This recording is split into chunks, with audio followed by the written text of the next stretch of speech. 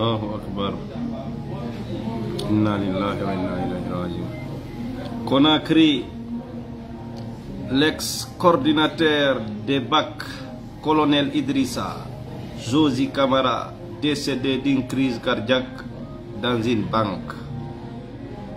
L'ex-coordinateur des brigades anticriminalité, le colonel Idrissa Josi Camara, est décédé ce mardi 3 juin dans une banque de la place. Il aurait succombé à une crise cardiaque alors qu'il s'opposait à l'enlèvement de son véhicule par une grille de la police. Banner, il aurait stationné sa voiture juste aux abords d'une banque à Kaloum, où il devait effectuer une opération financière. C'est alors que la grille de la police routière est venue tenter de prendre le véhicule en question pour le conduire en fourrière. Il a passé plusieurs minutes à expliquer avec ses agents qui n'ont pas réussi à identifier, mais sont quand même partis sans prendre son véhicule. Sous le choc, le colonel tremblait lorsqu'il retournait terminer son opération dans la banque. Plusieurs témoins l'ont vu trembler des mains, devenant même incapable de signer sa fiche de retrait d'argent. C'est en tentant de le faire qu'il est soudain effondré.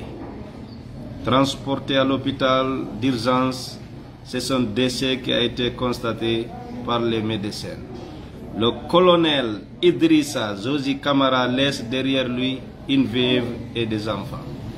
Jamme kisemo mi salmini on bandraɓe, mi salmini maison centrale o, mi salmini kala woniraɓe en téléma toon, min salmini on. Min salmini kala anduɗo o siɗɗo ɗo, min salmini kala huwondirɗo e o ka kasoto. Hare o colonel Josi aden mokoba, aden diina, aden yiɗuɗo gandal, yiɗuɗo yurnagol Qur'an, yiɗuɗo jangugol, jangunoɗo franc arabe, anduɗo fi diina ka moƴƴa non, tawaɗo e ka l'armée servuɗo leydi men ndi. Haray noon meɗen andidiri moƴƴi moƴƴi, meɗen huwondirno moƴƴi moƴƴi ka kaso toon, ko tawaɗo e makko baaɓe amen ɓen conseiller ji mawɗi ka kaso to. Haray ko o woni jaka ko feƴƴini ɓaawo o yaltude ka kaso, o tumirano condi fawa alamani o neeɓi to moƴƴa, kono Allah ñaawi o yalti. Haray koko windi ɗo kon, o ar o gaari oto makko fi ƴettugol tammaji e compte banque. Policiɓe ari ƴawnimo fondo, mettinimo ɓernde. Kanko e grade makko colonel e ko servi leydi ndin, ɓe ari wi be naɓa oto makko. Mimo ɗuuɗi noon ɓernde, min miɗo andimo ko yawɗo ko seytinta. Fi kala ɓe naɓali oto makko on, nandi noon gasa o heɓano konngudi moƴƴi e feeɓen, sokkon tayno tiiɗi bandiraɓe. O yiltiti ka banque fi lannitagol programme hettugol tammaji, kono mone on tawi himo dimbade, himo yeƴƴade siɓɓe. Futti o yani, o hita, o ƴetta o naɓa ko hôpital, ko mayde makko annonsa. E o noon neɓal do haray ko yalti, ɓay miɗo adimo yaltude. E miɗo tanƴini pellet o laawi e bakatuji ɗuɗuɗi, sabuna oɗo de hari no tinni e dewal ka maison centrale, oɗo de hari no tinni e janngugol e yurnagol, kadi ko faamuɗo moƴƴa. En torike rabbul izza rabbul jalal, jalla hinno mo yaafo aduna ko ha seeɗa bandiraɓe. Aduna ngun ko taali e tindi bandiraɓe, ko laibun wa laha wa zina wa tafakhur wa takasur bil amwali wal awlad. Kono noon ka masali khayfin a'jaba al kuffara nabatu summa yahiju fatarahu musfarra summa yakunu hutama. O sondo wo wolay fi mayde, sondo wo o ɓanginayi min simi yewti o hollay wondema kanko dow kaka mayde o ɓatti. en torki Allah yo Allah yaafo mo ko servi laginde kon kadi yo Allah waɗanmo ɗum ka mandake makko moƴƴo.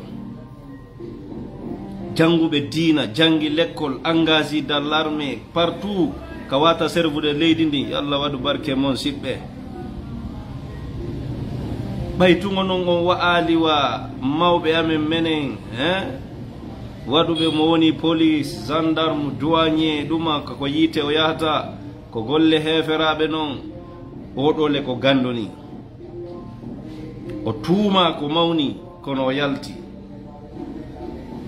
ɓayru saria on ñawoje ɗen tongay si a toñirama crime a neɓay ka kaso no wiya hitande sima renouvelable une seule fois si tawi prévoeɓa koye accite kono o waɗetake ɗum. ɓe jogotoma ɓe jogoma ɗon fi crime ko lebbi jeego renouvelable une fois prévoeɓaki on teliɓe. amma ko wona ɗum ɗon kon fof correctionnel ji ɗin fof ko kako 3 mois renouvelable une seule fois si resi sali yalta. oɗo wanno franc arabe mo muuti ko gando kono ɗum ɗon fof haɗanomo natugol ka l'armée serva leydi makko ɗi. o maayi de grade colonel Idrissa Josi Camara. yo Allah fewne yaafomo yarlomo yarlodamo yarlaɓe aduna ko ha seeɗamo be waddoy haray ko ɗum bandiraɓe. haray mi salmini kala andituɓe konngol miɗo wowla ɗo konngol kala andituɓe ngol konngol ma yahuɓe ka ngol wowleteɗo haray mi salminiɓe. écoutez, l'accouchement de qui n'est pas à côté. Wamato Sabore Aborima Setima. Regardez, tu seras complice. Complicité. Kala andu tuɓe ngol konngol ko honto ngol wowlete. Ara mi salmini on tentini hara ɓe kayas. Allah reeno on fo wayna ɓeyda keɓal e kisal kono noon mayde ɓe mayesi. en ala duwa mo waɗeten ha ronke mayde, sadaka ha ronke mayde, moƴƴen ha ronke mayde. hay hunde ala mayen on jari tun e maaye non duwa ala hadude ɗum. hay hunde no yurmi balɗe lanni ɓe maaye par ce que ko gurdan e mayde ko halaqal mawta wal hayata. ɗum ɗo fof kadi ko li yabluwakum ayyukum ahsanu amala. haray o ko mawɗo amin ka kaso conseiller ji mawɗi yerko men woni ton kon. yo Allah fewnu en yaafomo yarlomo yarla doma e yarlaɓe. Allah taw hara ka o yalti ka maison hara o yalti dal ton e bakka tawaymo laaɓiri o ñande yumma makko jibini sabuna o tinnino e dewal moƴƴa tinni e julde, tinni e wirdu, tinni e jangugol Qur'an, tinni Allah jaɓanmo ɗum fof yafanomo kala ko fali. haray mi salmini on Allah ɓeydi on jaa.